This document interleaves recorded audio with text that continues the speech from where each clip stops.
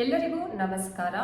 ಇವತ್ತಿನ ವಿಷಯ ಬಂದ್ಬಿಟ್ಟು ಏನು ಸರ್ಕಾರಿ ನೌಕರಿಯನ್ನ ಪಡ್ಕೋಬೇಕು ಅಂತಂದ್ರೆ ಏನೆಲ್ಲ ಅರ್ಹತೆಗಳು ಇರಬೇಕು ಅದೆಲ್ಲ ನಮ್ಗೆ ಗೊತ್ತಿತ್ತು. ಆದ್ರೆ ಮಕ್ಕಳು ಕೂಡ ಸರ್ಕಾರಿ ನೌಕರಿಗೆ ಅರ್ಹತೆಯನ್ನ ನಿರ್ಧರಿಸ್ತಾರೆ ಅನ್ನೋದನ್ನ ಇವತ್ತು ನಾವು ನೋಡ್ತೀವಿ. ಯಾಕೆ ಅಂತಂದ್ರೆ 2ಕ್ಕಿಂತ ಹೆಚ್ಚಿನ ಮಕ್ಕಳನ್ನ ಹೊಂದಿರತಕ್ಕಂತಹವರು ಸರ್ಕಾರಿ ಹುದ್ದೆಯನ್ನ ಪಡೆಯಲಿಕ್ಕೆ ಅನರ್ಹರು ಅಂತ ಹೇಳಿ ಸುಪ್ರೀಂ ಕೋರ್ಟ್ ಒಂದು ಮಹತ್ವದ ಆದೇಶವನ್ನ ಇವತ್ತು ನೀಡಿದೆ. ಹಾಗಾದ್ರೆ ಎಲ್ಲಿ ಅಂತ ಹೇಳಿ ನಾವು ನೋಡೋದಾದ್ರೆ ರಾಜಸ್ಥಾನದಲ್ಲಿ.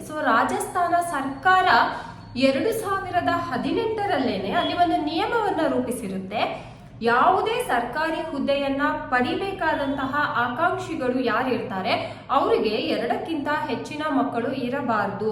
ಒಂದ್ ವೇಳೆ ಇದ್ರು ಅಂತಂದ್ರೆ ಅವರು ಅನರ್ಹರು, ಅವರು ಸರ್ಕಾರಿ ಸೇವೆಯನ್ನ ಪಡೆಯುವ ಹಾಗಿಲ್ಲ ಅಂತಕ್ಕಂತಹ ಒಂದು ನಿಯಮವನ್ನ ಜಾರಿಗೊಳಿಸಿದೆ. ಆ ನಿಟ್ಟಿನಲ್ಲಿ ಏನು ಮಾಜಿ ಸೈನಿಕರಾದಂತಹವರು ಒಬ್ರು ಏನು ಕಾನ್ಸ್ಟೇಬಲ್ ಹುದ್ದೆಗೆ ಅರ್ಜಿಯನ್ನ ಸಲ್ಲಿಸಿರ್ತಾರೆ. ಅಲ್ಲಿ ಅವರಿಗೆ 3 ಜನ ಮಕ್ಕಳಿದ್ದಾರೆ ಅನ್ನುವ ಕಾರಣಕ್ಕೆ ಅವರನ್ನ ಅನರ್ಹಗೊಳಿಸಲಾಗಿರುತ್ತೆ.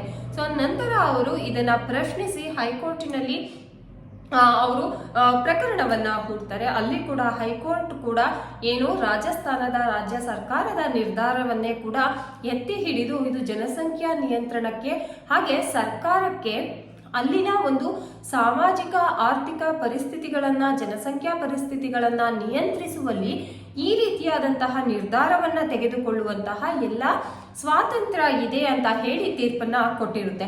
ನಂತರ ಸುಪ್ರೀಂ ಕೋರ್ಟಿಗೆ ಕೂಡ ಅವರು ಮೇಲ್ಮನವಿಯನ್ನ ಸಲ್ಲಿಸಿರ್ತಾರೆ. ಅದರ ತೀರ್ಪು ಇವತ್ತು ಹೊರಬಿದ್ದಿರ್ತಕ್ಕಂತಹದ್ದು. ಅದರಲ್ಲಿಯೂ ಕೂಡ ರಾಜ್ಯ ಸರ್ಕಾರದ ಒಂದು ತೀರ್ಮಾನ ಏನಿತ್ತು, ನಿರ್ಣಯ ಏನಿತ್ತು, ಅದನ್ನೇ ಸುಪ್ರೀಂ ಕೋರ್ಟ್ ಕೂಡ ಎತ್ತಿ ಹಿಡಿದಿರೋದನ್ನ ನಾವು ನೋಡ್ತೀವಿ. ಇದು ಈ ಕಾರಣದಿಂದಾಗಿ ರಾಜಸ್ಥಾನದಲ್ಲಿ 2ಕ್ಕಿಂತ ಹೆಚ್ಚಿನ ಮಕ್ಕಳನ್ನ ಹೊಂದಿರತಕ್ಕಂತಹವರು ಯಾವುದೇ ಸರ್ಕಾರಿ ನೌಕರಿಯನ್ನ ಪಡೆಯಲಿಕ್ಕೆ ಅರ್ಹರಾಗಿರೋದಿಲ್ಲ, ಅನರ್ಹರಾಗಿರ್ತಾರೆ ಅಂತಕ್ಕಂತಹದ್ದು.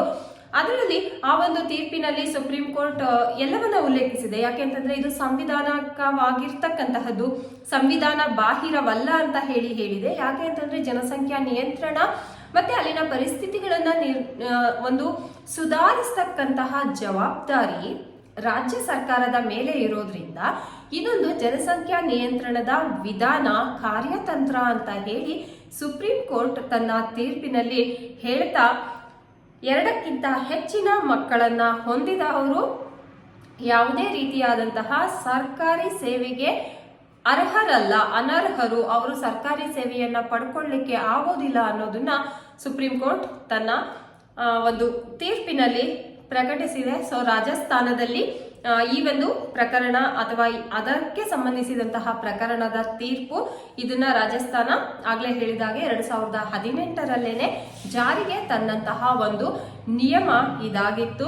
ಈ ಮಾಹಿತಿ ನಿಮ್ಗೆ ಇಷ್ಟ ಆಗಿದ್ರೆ ನಮ್ಮ ಚಾನೆಲ್ನ ಇನ್ನ ಯಾರೆಲ್ಲ ಸಬ್ಸ್ಕ್ರೈಬ್ ಮಾಡ್ಕೊಂಡಿಲ್ಲ ದಯವಿಟ್ಟು ಸಬ್ಸ್ಕ್ರೈಬ್ ಮಾಡ್ಕೊಳ್ಳಿ. Thank you so much.